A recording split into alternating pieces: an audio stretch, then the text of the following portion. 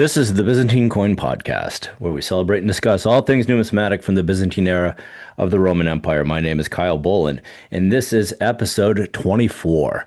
We are in the depths of winter here in the Northeast. We got 2.5 feet of snow, and it has been freezing, freezing cold. And there has not been a lot of coin distractions in January because everybody is taking a well-needed break after all the action from the winter auctions in New York City and New York International. All the dealers have sort of gone back, and everybody's sort of figuring out invoicing and looking at their stuff and just taking a well-needed break. So it's been a little bit of a quiet period from a Byzantine coin auction time frame or standpoint.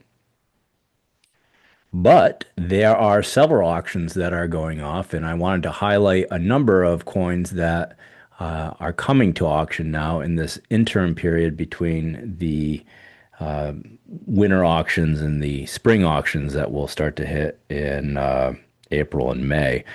There's a number of auction companies that have good Byzantine offerings. CNG has their e-auction that's closing, I believe, tomorrow or the next day. They've got some interesting stuff I wanted to talk about. Nomos always has great Byzantine coins. They've got, I think, 64 in their current Oblo sale, which is their e-sale. That's closing, I believe, on the 22nd of February. And there are also sales from Gorny Mosch, which has a great Byzantine offering, MDC Monaco, and Kunker has a gigantic Byzantine offering. They've got like 173 coins in their upcoming auction.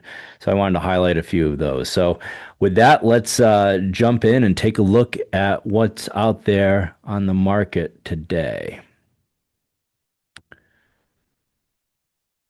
So first, I wanted to start off. Numismatik Naumann at an auction, and they always have good Byzantine offerings. This was one that I wanted to highlight. This was an Anastasius the First Solidus at 4.5 grams. It has sort of a interesting, unique style, full legends, Officina Delta, which is, I think, an Officina you don't see as much as some of the others. It has a flan diameter of 21 millimeters. So it's a big flan, and it probably presents well. This went for hammered for 2,000 euros, and I think that is, that's a fair price for this coin. I like this coin quite a bit. I didn't bid on it, but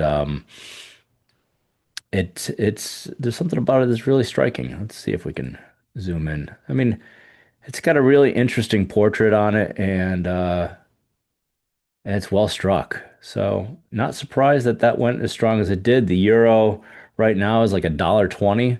So you got to figure 40% over 2,000.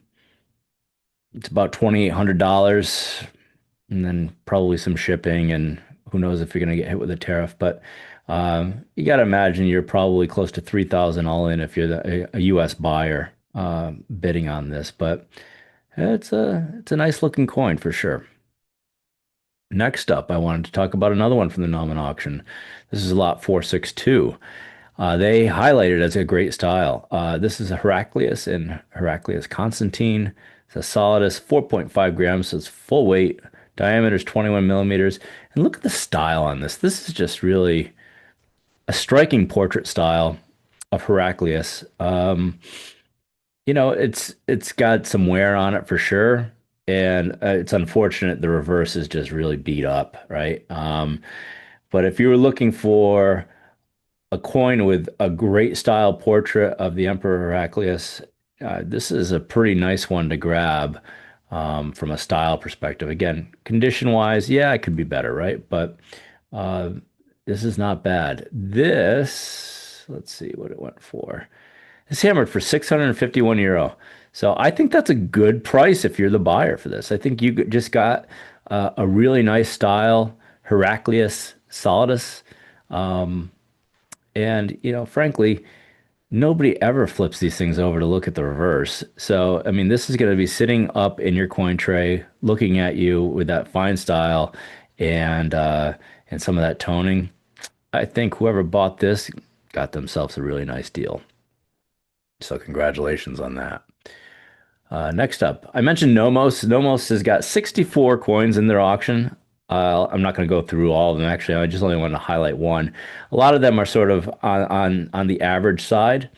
Um, but Nomos always has great coins and a great selection as usual. The one I wanted to highlight was again this Anastasius the First. This is another Anastasius the First, Solidus, 4.5 grams, 21 millimeters. It's got an interesting portrait style and a very sharp spear behind the emperor, and well struck. Nice version of this. This is at starting price of 500 Swiss francs, and it's already at 650 Swiss francs. The Swiss franc is very strong against the US dollar right now. I think it averages at about $1.30 for 1 Swiss franc these days. And I think that this will probably go for 1,000 to 1,200 francs. We'll see. But I like this coin. It's really nice. It's got a nice portrait, full legends on a big flan. So I think that this coin will make somebody happy if they're looking for a nice Anastasius the First. Next up, Concordia Numismatics, auction 39. This is lot 835. Says exceptionally rare due to weight. They're calling this a Tiberius III Apsamar half tremesis, or 1/6 of a solidus at 0.77 grams. Not something I'm super familiar with. These are not recorded in any of the standard references, not in Sear, not Dumbarton Oaks, not in MIB. They say Syncona auction 37 lot 293. And then they go through the information and they give some good background as to why they think that this is the case. That there was one offered in Frank Sternberg auction in 1984, that it's absent from the major references. It says this coin is noted by Grierson in his book from 1982 and was published in the Numismatic Circular in 1978. Number 4. The evidence indicates that such fractions are exceptional in character and fall outside the standard catalog series. So, looking at the weight on this, I mean, this is a tough one. I don't know a lot about these. I mean, it sounds like they brought up the fact that there might have been some fractional gold used. I would imagine more so in the West, and that they're super rare. This could also be a tremesis that's been shaved down for whatever reason. I don't, I don't really have an opinion one way or the other on it. It could be both, right? Um, I don't know that I would take a chance at 4,800 euro as a starting price on this without something a little bit more definitive on the rarity on it. But one I wanted to highlight here because it is a fascinating sort of numismatic oddity if it is a half trim. I'm looking there. It says half. I have to look closer because it says it really small. Um, these they come up, I guess, once in a while, and they have been documented. So I'll be interested to see where this goes. Personally, if I had 6,000 euro to spend, I probably would be targeting something else, but that's just me. Um, so we'll see where this goes. It's 12 millimeters, 0.77 grams, but you got a fully struck up portrait. Most of the portrait is on the flan. Um, the problem, like I said, is these are the same dies as Tremesis. These are Tremesis dies. So yeah, it'll be interesting to see if there's an opening bid on this or if it gets bid up. I mean, I don't know a lot about this, but it's an interesting coin for sure. Next up, we move on to Jean Elsen Save Fee. That's my 8 years of French talking. So I got that going for me. Lot 371. Elsen usually has a lot of usually it has a pretty good Byzantine offering. They've had some really great sales with great coins in the past. They've got a number of Byzantine coins that they have in this offering, and I wanted to highlight this one. Their picture quality seems to have sort of struggled a little bit. They used to, I think, take better photographs of the coins. I don't know what's changed on that from their end, but this is a Justinian Solidus, and it is 4.46 grams. There is a little graffiti on it. It said a letter graffiti K to the right, a droit. Um, so, but I really dig the portrait on this. Look at that portrait. Now, okay, maybe I got the adroit wrong. The K is like right on the neck of the emperor. Um, yeah, that's sort of distracting graffiti, but I really dig the portrait style on this. It's sort of a uniquer looking portrait. Looks like the officina was recut over another one on the die, which is sort of interesting as well. So I don't think that this will command much of a premium. And right now it's at 500 euro. I bet you it's probably closes between 6 and 700 euro. Says its provenance was from their listing 177 in July of 2016. So this is one of the coins that they sold in the past, but it just sort of has an interesting look to it. So I wanted to highlight it. Next up, also from John Elson. This is lot 414. This is a Solidus of Justinian II from his first reign.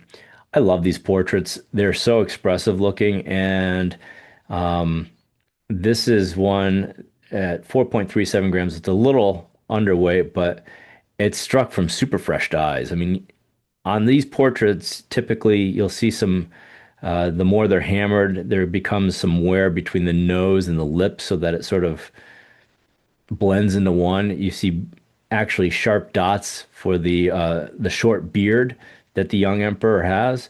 And the eyes are really sort of expressive and almost slightly creepy.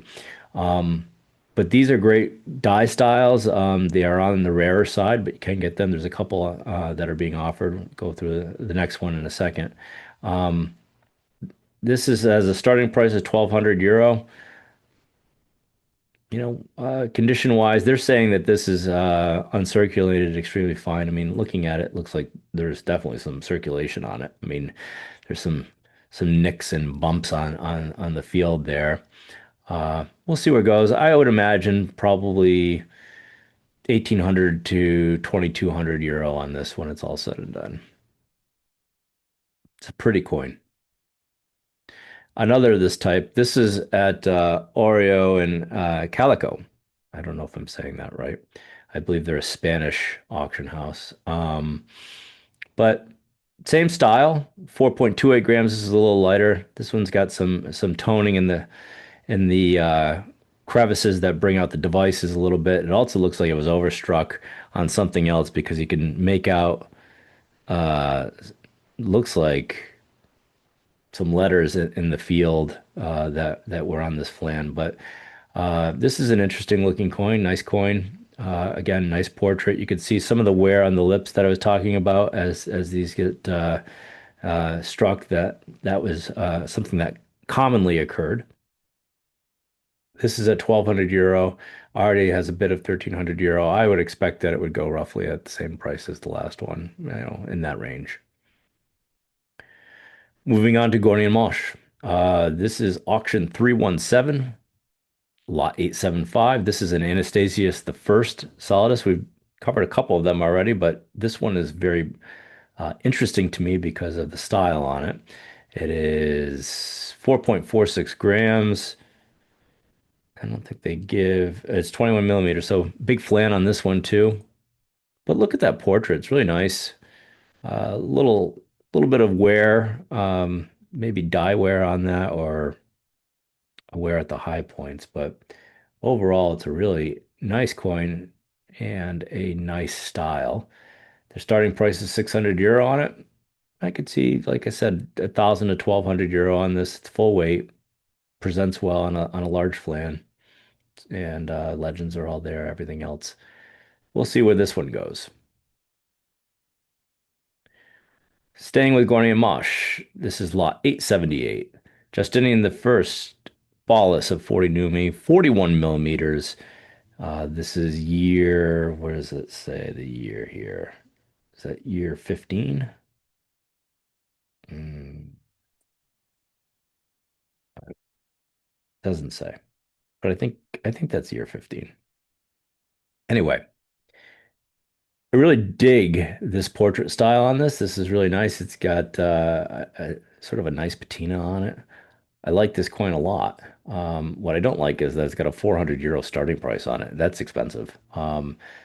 But the current bid is already there. So, and as we've seen in the past, some of these bronzes of quality are getting bid right up. So maybe there will be a good bidding war on this or something like that. But I mean, I could see this going for 4 or 500 euro. That's about all I would pay for it, and that's the top of the line because you still got to figure in buyer's premium and exchange rate. But I'll keep an eye on this because I did like this one. I just didn't like the starting price on it. Gorny Mosch again, lot 885. This is a Solidus that they're calling from Jerusalem. It's ex Kölner Museumskabinett auction 124 from 2025. These are typically highlighted as uncertain mint, uncertain Eastern mint. Some places, some scholars place it in Jerusalem, some scholars place it in Cyprus. Others just say, well, we don't really know. Some in Alexandria. Typically, it's given away by the style or the officina marking on it. This is at 800 euro. No bids on it yet. Not sure where this one will go. Uh, CNG's got one that is in their auction, and they have an interesting write-up on it about reevaluating the uncertain Eastern mint as to where they actually came from. I mean, Jerusalem sounds great, right? I don't know that they came from Jerusalem. I know that they were minting Follis in Jerusalem. But certainly, if you're going to try and sell it, putting a Jerusalem mint on there, certainly, which you're well within your rights to do. I'm not saying there's anything nefarious about that, but I think a Jerusalem mint would command something much more of a premium than if you said it was from Cyprus. And it could be from any of those places. So we'll look at the CNG one in a minute and their scholarship on theirs. But we'll see where this one goes. This is again Gorny Mosch. This is a Tiberius the Third Solidus and a really nice one. Full legends. You even got some of the outline of the coin on the flan, on both sides of the flan. Full legends on both sides. Very, very little weakness. This is really a pretty coin. It comes from Morosi Limited in London, which I believe that they must have a London office, but I think that they're a coin shop in Rome, actually. But yeah, this is a pretty example. Not a lot wrong with it. And they have a starting price of 2,000 euro. That's a strong starting price for this. I think that this will go for between 2,500 and 3,000 euro, given the quality on it. Maybe a little bit more. We'll have to keep an eye out, take a look and watch and see. Gorny Mosch again. This is a Leo the Armenian, Leo the Fifth, with his son Constantius, I think. Yeah. Well, his son, either way. This is an interesting die type. It's an earlier one because his first solid eye were featured both images on both sides of Leo the Fifth on both the obverse and the reverse. And they were similar in style to this. He added his son when his son was elevated to, a co-emperor or Caesar. I can't remember exactly what he was elevated to, but he was added to the coins after that. But this die style is the same of Leo as the ones that feature him on both sides. So it's a nice looking coin. They've got a 1,200 euro starting price, which I think is actually pretty good. Now, there's some serious scratches in the field. Like you sent this to NGC, it'd come back brushed or scratched or something. I mean, and it's got some wear at the high points, so it's not overly sharp. It'd probably come back as like XF from NGC. But I kind of like the coin. It's 4.38 grams, so just slightly underweight and 20 millimeters. See where this one goes, but these can command quite a premium sometimes. So I'll be watching this one. Gorny Mosch again, lot 894. This is Constantine the Sixth with his mother Irene. Nice portraits on either side. Some weakness on the legend, but overall really nice portraits. 19 millimeters, so on a smaller flame, but 4.55 grams. They have a starting price of 3,200 euro on this. Again, strong starting price, but something this nice, I can see it definitely commanding that and commanding a bit above that. So we'll watch that one. Gorny Mosch again. This is lot 911. This is a Tatartaron of Constantine the Ninth, 4.07 grams. It looks like it's in an NGC holder. Strike 5 of 5, surface 3 of 5. Doesn't say whether it's what the grade is on it, but I really kind of dig this coin. It's got really nice devices and nice toning on it. It's a nice coin. Has a starting price of 1,600 euro. All the starting prices I think are pretty strong now. Of course, I'm coming at this from an American and I'm paying in dollars, so it all seems very expensive. Um, but yeah, we'll keep an eye on where this one goes. Nice example. Moving on to Monaco, MDC Monaco. They've got a nice Byzantine selection. This one comes from a Poise auction, 376, which had a lot of Byzantine coins in that auction from 2003. Nice example. I don't think this is slabbed. For a while, MDC Monaco was just selling slabbed examples, but maybe they've gotten away from that, which is good. Um, but it's a really nice example. Sharp portrait of Christ, nice eyes. Most of the legends are there.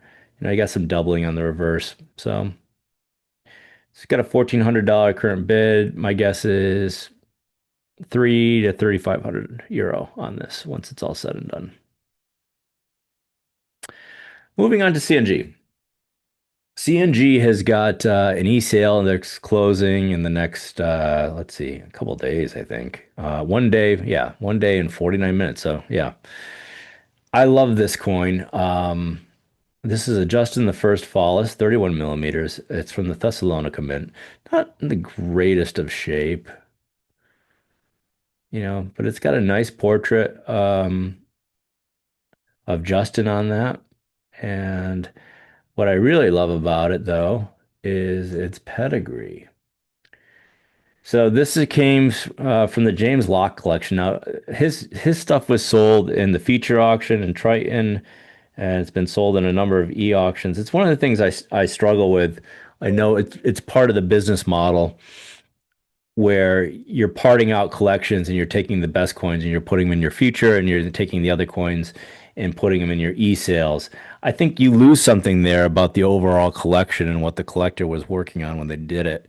Like I don't know that the James Locke collection would ever have a catalog of his collection. I think it would just be, it's just part of the catalogs that CNG is releasing, and that's not just CNG. It's almost every auction house that's out there right now. I mean, you go to Stax or Heritage, they'll make you slab it, and then they'll put it in whatever they think is going to work. And so I think something is lost from a collector standpoint in celebrating the collector vision on that. This has got a great pedigree, though. This is ex Goodacre collection from Christie's in 1986. Now, it was part of a larger lot, and it was not photographed in that collection. Um, and it was also part of the Riche collection from Rado in 1926, and they give you the lot number. So, very rare that you get provenance on a bronze coin like this, and I love it. I plan to take a shot at it.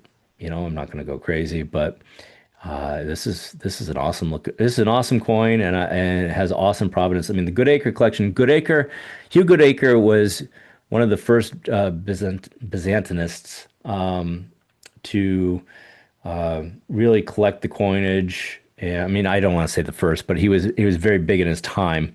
I think he died in the early 1950s and collected in the 20s, 30s, and 40s. He wrote three sort of small uh, pamphlets or books, I guess you want to call them, on Byzantine coins for Spink, and then Spink actually put them all together after his death, and they became the Handbook of Byzantine Coinage, and it was really the standard reference until probably Seer came out. That was the one that was referenced quite a bit. I mean, they referenced the older references as well as the big collections, like at the British Museum collection and the Bibliothèque Nationale, stuff like that, right? But uh, Goodacre's book after his death was sort of the go-to for quite a while.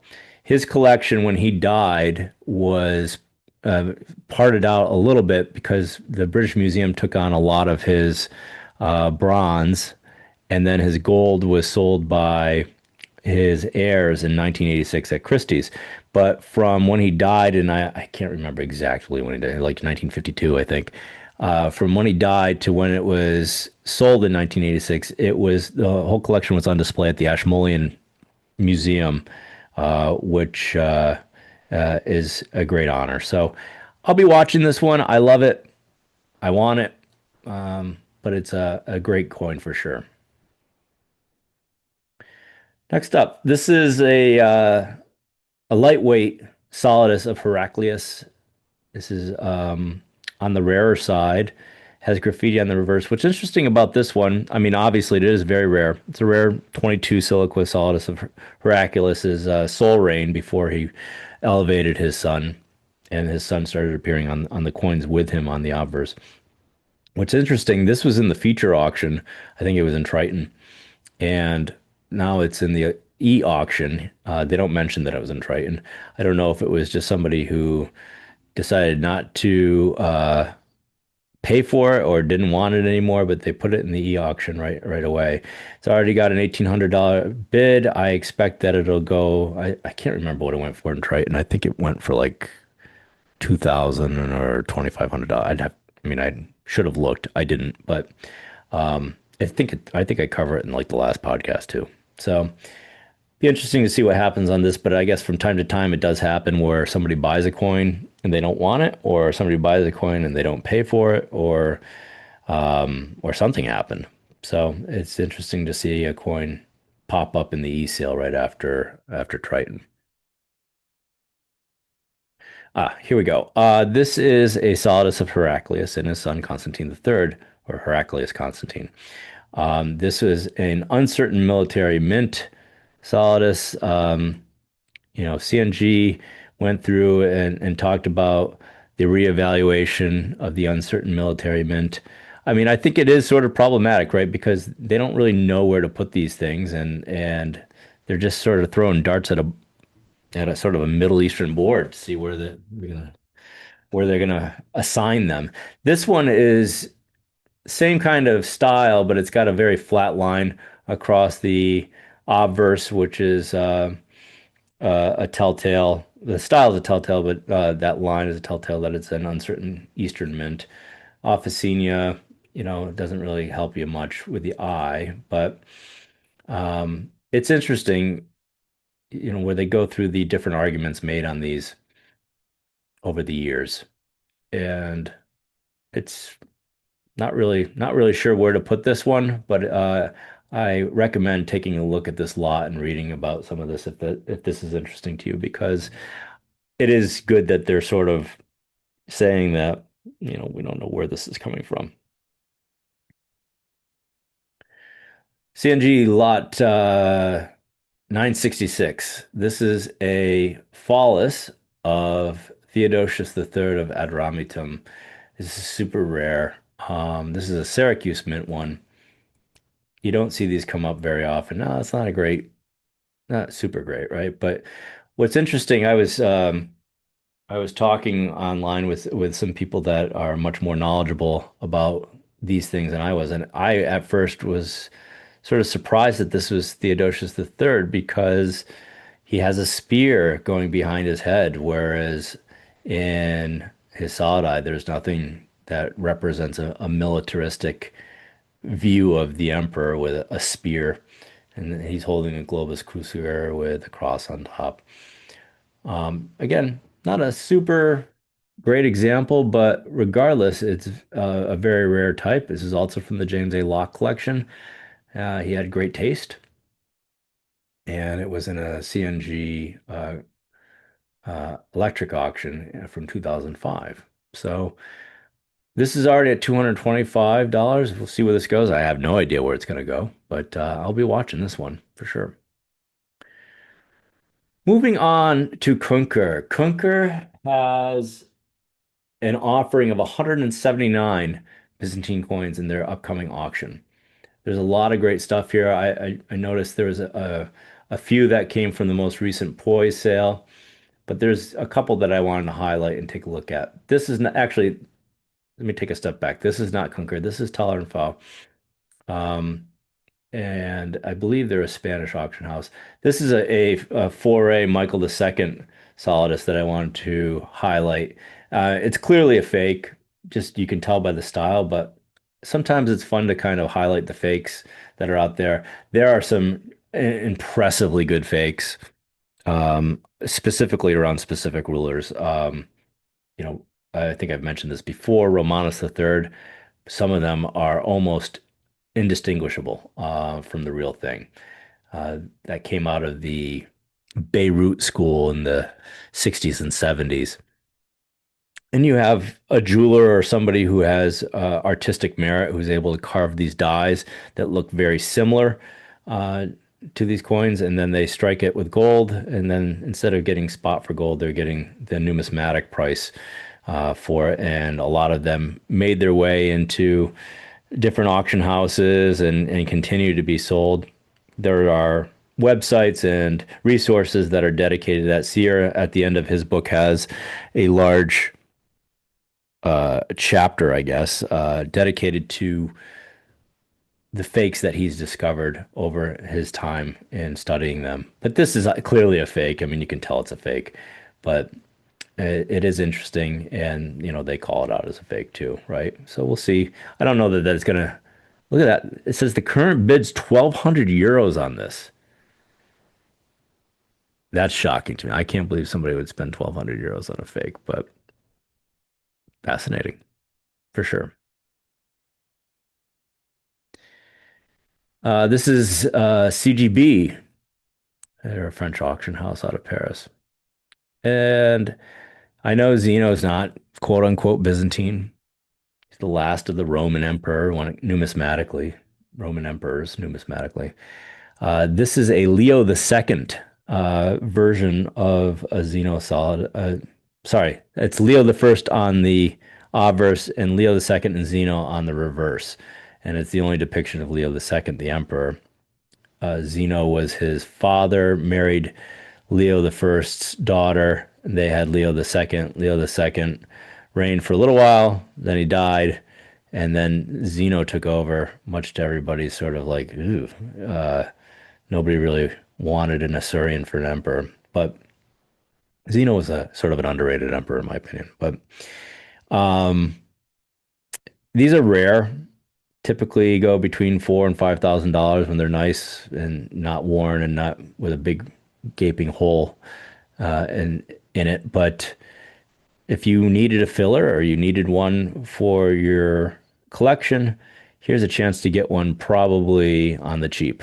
So it's an interesting coin. I like coins with holes too. I know everybody purists don't like that, and it takes away from the value. But I really dig a coin that can tell a story, and something that with counter marks or holes, you can get them cheap, but they just you can tell, they've circulated around. That this was around somebody's neck, and they wore it with pride, and it was very it's very well worn. So it's seen its way around the empire. I mean, who imagines what hands have held this coin? I mean, typically that's the first thing you think with every coin, but a lot of times with treasury coins, they're minted, they're thrown in a pile, and then they're moved and buried, and then that's the way they were found. So it's always interesting to find one that has this level of history that you can see on it. Again, it doesn't command a higher price. It's just interesting to me from a historical perspective. Jesus Vico again. This is a Solidus of Constantine the Fourth. This is Seer 1157, the quote unquote fine style types. This is one of the more common of the fine style types, but it's really nice version of it. The plume is a little worn, which happens on these, from striking weakness and the way they were struck. But great portrait, nice eyes, very expressive. This is 4.48 grams, so it's full weight, 19.6 millimeters, a slightly smaller flan, but nice coin. I'll be keeping an eye on this one. I like this. I like this coin. Okay, finally, we're moving to the Künker sale. As I said before, 179 coins. Kunker isn't taking the greatest photos, I think, of their coins these days, but this is very obviously a fine style portrait of Anastasius, one of the earlier portraits that were really done in nice style. Um, and this is a nice example for sure. So they've got an estimate at 500 euros. This is going to go higher, of course. Does it give a weight here? 4.38 grams. So it is a little light. So maybe it won't go that high. But I like these early portrait coins. They're typically done in really fine style. Again, Kunker. This is lot 898. This is a Justin the First Solidus, 4.49 grams. Officina B, which is not one that I think you run into that often. The style is sort of pedestrian, but this shows you. I mean, this was right after Anastasius's reign. Now, in the beginning of his reign, yeah, his coins were very nice, and then they progressively got like less nice, less nice, less nice over this 27-year reign. When Justin took over, these were the first year issues because you could see Victory holding the staff with one arm. After that, you see a winged Victory holding two staffs with two arms on either side of him. Um, but look at that reverse. It's really nice, really pretty. And just because the style is sort of, like I said, pedestrian, it's still a really nice example of the coin. It's full weight. So they have an estimate of 1,000 euros on that. We'll see where this one goes. This is a Justin the First and Justinian the First joint reign Solidus. They issued these for only a couple months, but they must have issued a whole lot of them because they did. There's been dye studies done, and they found a whole ton of different dyes. So I think that they were issued and minted in vast quantities to show the continuity between the dynasty and the handing off of power to Justinian the First. I think that once Justin died, I have a feeling most of these were recalled and melted down. So they are very rare now, but because of all the dyes they found, that's the theory that they minted these in large quantities and then recalled them in after Justin's death because at that point, Justinian was the emperor and it was time to focus just on him. So let's bring them all back in and melt them down. So like I said, these are rare. This is a nice example. at 4.47 grams full weight. Nicely struck. And I think they have a starting estimate of 3,000 euro on it. This is another Justinian the First Solidus from 4.49 grams. This is a really interesting portrait style, very expressive portrait, nice eyes, sort of on the rarer side. We'll see where this one goes. They have an estimate of 600 euros. I'm sure it'll go higher, but not much. I mean, you can get a Justinian the First Solidus, even with an interesting looking portrait style. Well, fairly inexpensively, unless it's like a portrait style that's like super nice or from a Western mint or something like that. You know, some of these Constantinople issues, there's a lot of them, but if you look, you can find something like this, and you don't, it won't necessarily break the bank to get a good imperial portrait like this. So we'll see where this goes. Another Constantine the Fourth Solidus of the fine style type. These are slightly rarer than the other ones that we talked, and the style is slightly better. Um, nice style portrait on this of the Emperor. This is 4.47 grams. They've got a 600 euro estimate on this. I'll be keeping an eye on this one. Nice looking Solidus of Constantine the Fourth. Staying with Constantine the Fourth, lot 992. This is a Constantine the Fourth Solidus with his brothers, Heraclius and Tiberius, still featured on the reverse. And this is minted in Syracuse. And it's a really nice example of a Syracuse Constantine the Fourth Solidus. These were minted when he first came to power. They did sort of a different style where he's in chalamis and holding a Globus Crucifer, and they did that very for like the first year, and those are very rare.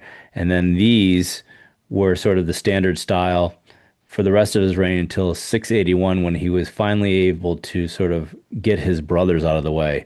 Nobody knows what really happened to him. There's no historical record. They just disappeared from the historical record and disappeared from his coins. So clearly he was able to consolidate power and dump his brothers in favor of his son as his heir. And after 681, the brothers are not featured on the reverse next to the cross potent. And it's just a plain cross potent with no figures on either side. So this is a really nice example, though, of a Syracuse issue. They've got a 3,500 euro starting price. It's a big starting price, but it could go pretty high because they do not come that nice like this, and they are very rare.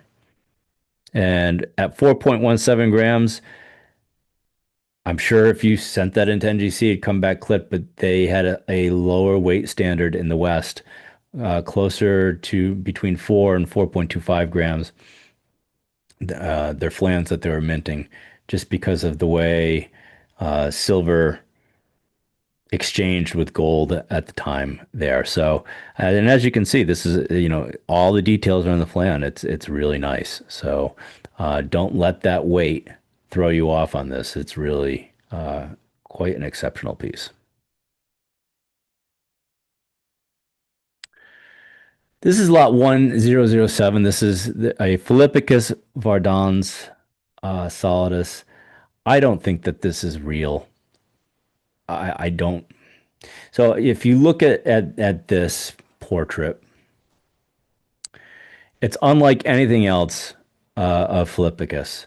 First, it's got a beard that is indicated by sort of these lines instead of small, tiny dots. So there's much more of a beard there than on any of his other portrait styles. I don't like how mushy the details are on this. I don't like I don't like how the legends look on this. The reverse, I mean, looks like a standard reverse for a Solidus, but again, the details are very mushy on it. This was in a Kunker sale previously It's in a Kunker sale now. I mean, these guys know what they're doing, so maybe they know something I don't, but I don't think that this is real, and I would not bid on this personally. That's my own thought on it. I did go through AC search trying to see if I could find another example like this. There was only one other that I could find that was similar, and it was from a Russian auction in the mid 2000s, I think. You know, not to say that that means it's fake because it's from Russia, but I don't know. I've never seen anything similar to this from a style perspective. I don't like how mushy the details are. Um, I would stay away. That's that's just me. I could be absolutely wrong about that, by the way, but something about this just doesn't strike me as right. They've got an estimate for 2,000 euro on it. I'll be very interested to watch and see what happens with this, but you know where I stand on it.